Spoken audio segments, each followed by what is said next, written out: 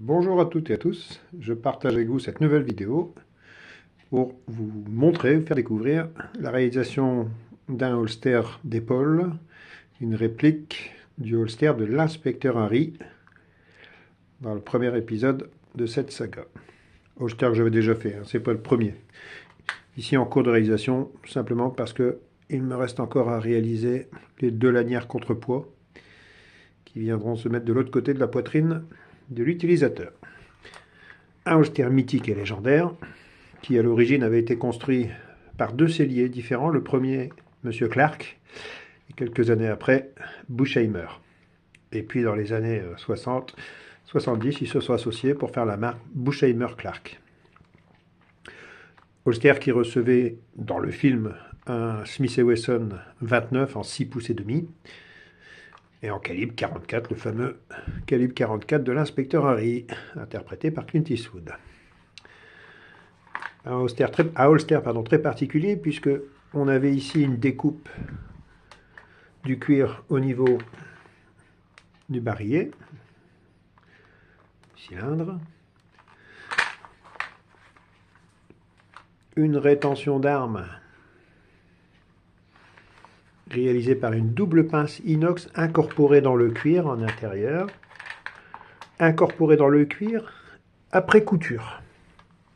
Pour les initiés, les gens qui aiment ce holster aux États-Unis, il y a toujours un débord entre la pince métallique qui est à plat, qu'on vient coudre dans deux couches de cuir, et qu'on vient replier, ce qui n'était pas du tout fait comme ça à l'origine. La double pince de cuir était une véritable pince fabriquée en usine et qui avait vraiment un rôle de ressort, c'est-à-dire qu'on ne pouvait pas la déformer avec ses mains.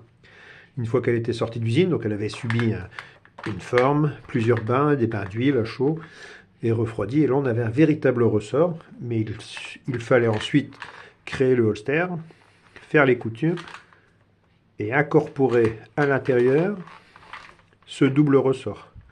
Si on regarde de véritables holsters vintage de Buchheimer ou de Clark ou de Buchheimer-Clark, vous verrez que les coutures faites en machine sont parfaites ici. Ici c'est fait en machine. Là c'est cousu en machine. On s'arrêtait là. Mais ensuite on rentrait le ressort dans cette partie-là. C'était très difficile à faire. Une fois que les deux ressorts fil d'acier étaient rentrés, on pouvait recoudre ici la partie pour finir. C'est là qu'on pouvait incorporer un véritable ressort fabriqué en machine et non pas un fil de fer simplement vulgairement plié. Une vis de tension qui vient se placer entre les deux fils de fer, les deux ressorts. Et lorsqu'on serre, c'est pour ça qu'on parle d'une vis de tension, on pouvait encore agrandir la tension du ressort, faire en sorte que l'arme soit bien maintenue dans le holster en cuir. Voilà, donc on est vraiment dans une réplique, hein, c'est une simple réplique, mais dans le holster qui était porté par Clint Eastwood dans l'inspecteur Harry numéro 1. Autre particularité, c'est cette manière aussi de rendre beaucoup plus efficace et solide le bouton pression. Donc la lanière qu'on vient passer au niveau du pantalon. Cette pièce de cuir, c'était très ingénieux. On mettait cette pièce de cuir qui était tantôt cousue, tantôt fixée avec des rivets. Moi j'ai déjà fait les deux. Ici j'ai fait le choix du rivet tubulaire. Mais encore une fois, comme je vous disais, les deux existaient.